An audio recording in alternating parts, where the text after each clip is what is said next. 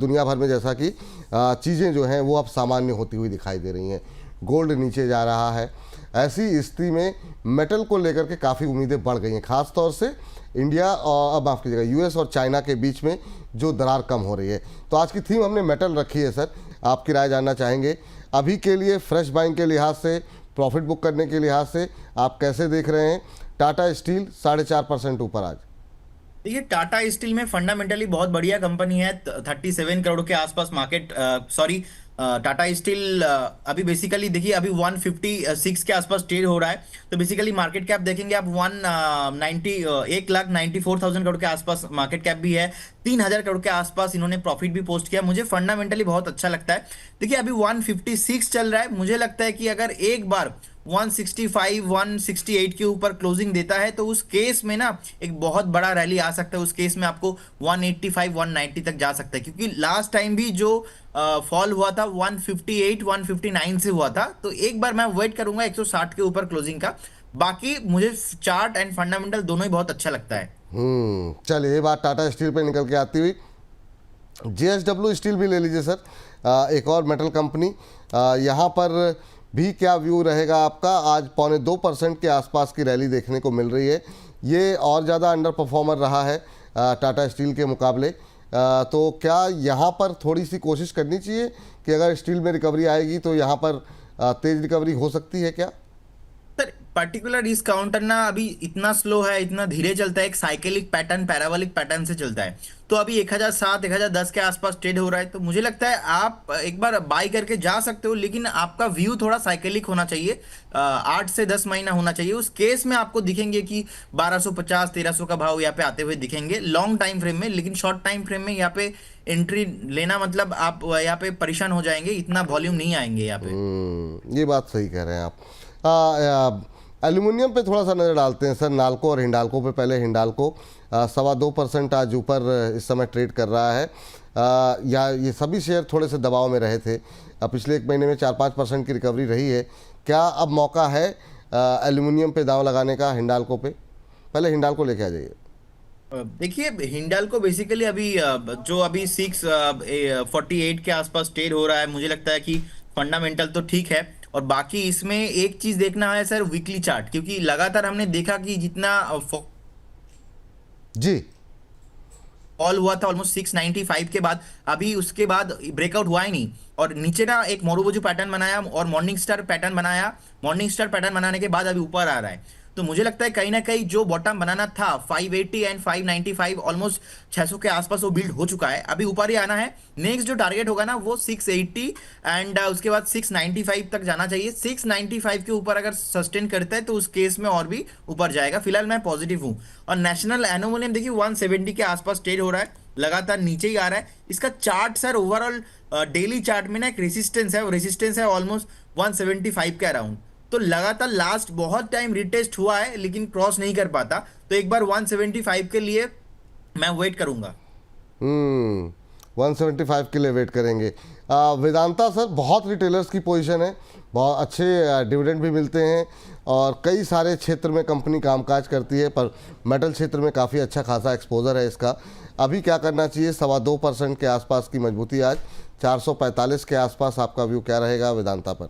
मुझे लगता है ब्रेकआउट आया है, ब्रेकआउट के बाद अभी सस्टेन भी कर रहा है। तो अभी तो फिलहाल कोई ब्रेकआउट नहीं है। 465 470 तक जाने का हाई पॉसिबिलिटीज है। जिनके पास है होल्ड करने का सलाह रहेगा। जिनके पास है उनको होल्ड करने की सलाह रहेगी। ड्रेजिंग कॉर्प एक बार जरा लेकर के आ जाइए स्क्रीन पर फिर से। 655 का पहला टारगेट था, 664 कैसे कर लेते हैं सर आप ये? प्रदीप जी, मतलब इस तरीके से धुआंधार तरीके से आप, और मैंने सच में यही बोला था कि 5-10 मिनट में हो सकता है कि ये टारगेट अचीव हो जाए पहला वाला। दूसरा जो है 675 का टारगेट है, वो ये कॉल अभी भी 675 के टारगेट के लिए अभी भी खुली हुई है। तो मुझे लगता है कि यहाँ पे नज़र बना करके चलें 664 के आसपास। तो अभी भी यहाँ पर जो है 10 रुपये 12 रुपये का गुंजाइश यहाँ पर अभी भी है। तो देखिए यहाँ पर अगर आपके हिस्से बन पाता है तो, लेकिन काफ़ी शानदार मूव यहाँ पर देखने को मिल रहा है। इस प्राइस पर मत जाइए, ये प्राइस 5 मिनट लेट है, लेकिन अभी 663 का भाव यहाँ पर देखने को मिल रहा है। तो ये शानदार मूव यहाँ पर देखने को मिल रहा है। लिंडे एक बार फिर से ज़रा चेक कर लेते हैं। लिंडे में अब थोड़े सा मतलब सुस्ती आई है, लेकिन शानदार मूव यहाँ पर भी रहा है। ये लिंडे का पहला टारगेट था ऑलमोस्ट 6780, 6780। इंडी का पहला टारगेट ऑलमोस्ट 6840 के आसपास है, फिलहाल अभी भी ट्रेड कंटिन्यू है। हाँ, और ये मतलब जो है यहाँ पर आप लोग नज़र रखिए यहाँ पर। नहीं, एक बार तो टेस्ट कर चुका है सर पहला टारगेट तो ये। अब ये फिर दोबारा जो है हो सकता है कि यहाँ पे टेस्ट करे। यस जी, दूसरा टारगेट 6840 है ना, 6840।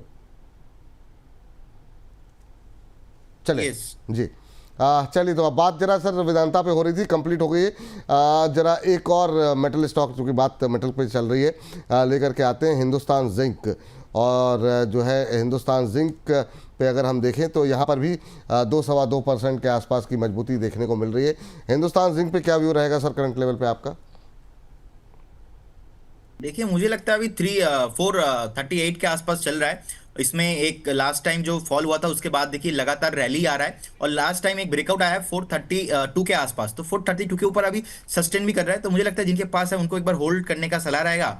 और एक बार आप चार्ट देखेंगे तो नेक्स्ट रैली तक जा सकता है, नेक्स्ट जो रेजिस्टेंस है 465 के आसपास, तो 465 470 नेक्स्ट जा सकता है। फंडामेंटल अच्छा कंपनी है, 10,000 करोड़ के आसपास प्रॉफिट पोस्ट किया है, तो एक बार होल्ड करने का सलाह रहेगा। जी, अगली कंपनी सर हिंदुस्तान कॉपर होगी। हिंदुस्तान कॉपर पे आपका व्यू जानना चाहेंगे। अभी एक और मेटल शेयर पे जो है अभी जो है ये 2.5% के आसपास की मजबूती यहाँ पर देखने को मिल रही है। हिंदुस्तान कॉपर पे क्या सलाह रहेगी सर? 227 228 के आसपास ट्रेड करता हुआ। मुझे लगता है एक बार आपको 235 238 का टारगेट बहुत जल्दी आते हुए दिखेंगे, जिस तरीके से ब्रेकआउट आया है और अभी मेक और ब्रेक लेवल पे है। अगर 229 229 के ऊपर सस्टेन करता है तो बहुत जल्दी आपको 235 से लेकर 240 तक आने को यहाँ पे देखने को मिलेगा, तो एक बार होल्ड करके जाइए। अभी फ़िलहाल के लिए होल्ड करने की सलाह यहाँ पर जो है निकल करके आती हुई। सर सेल पे कोई गुंजाइश है क्या?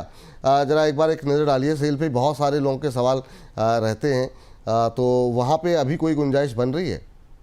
सर आज तो ब्रेकआउट आया है, अभी डे हाई के आसपास ही है, तो मुझे लगता है एक बार 122 एंड 125 के लिए आज जा सकता है, आज और कल में।